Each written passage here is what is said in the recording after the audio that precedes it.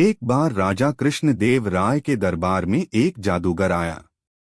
उसने बहुत देर तक हैरतंगेज जादू करतब दिखाकर पूरे दरबार का मनोरंजन किया। फिर जाते समय राजा से ढेर सारे उपहार लेकर अपनी कला के घमंड में सबको चुनौती दे डाली। क्या कोई व्यक्ति मेरे जैसे अद्भुत करतब दिखा सकता है? क्या कोई मुझे यहां टक्कर दे सकता है? इस खुली चुनौती को सुनकर सारे दरबारी चुप हो गए। परंतु तेनालीराम को इस जादूगर का यह अभिमान अच्छा नहीं लगा। वह तुरंत उठ खड़े हुए और बोले कि हाँ, मैं तुम्हें चुनौती देता हूँ कि जो करतब मैं अपनी आंखें बंद करके दिखा दूंगा वह तुम खुली आंखों से भी नहीं कर पाओगे।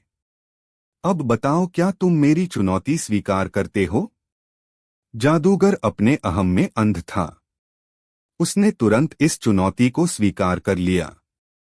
तेनालीराम ने रसोइये को बुलाकर उसके साथ मिर्ची का पाउडर मंगवाया। अब तेनालीराम ने अपनी आंखें बंद की और उन पर एक मुट्ठी मिर्ची पाउडर डाल दिया। फिर थोड़ी देर में उन्होंने मिर्ची पाउडर झटककर कपड़े से आंखें पोंछकर शीतल जल से अपना चेहरा धो लिया और फिर जादूगर से कहा कि अब तुम खुली आंखों से यह करतब करके अपनी जादूगरी का नमूना दिखाओ। घमंडी जादूगर को अपनी गलती समझ आ गई। उसने माफी मांगी और हाथ जोड़कर राजा के दरबार से चला गया। राजा कृष्णदेव राय अपने चतुर मंत्री तेनालीराम की इस युक्ति से अत्यंत प्रभावित हुए।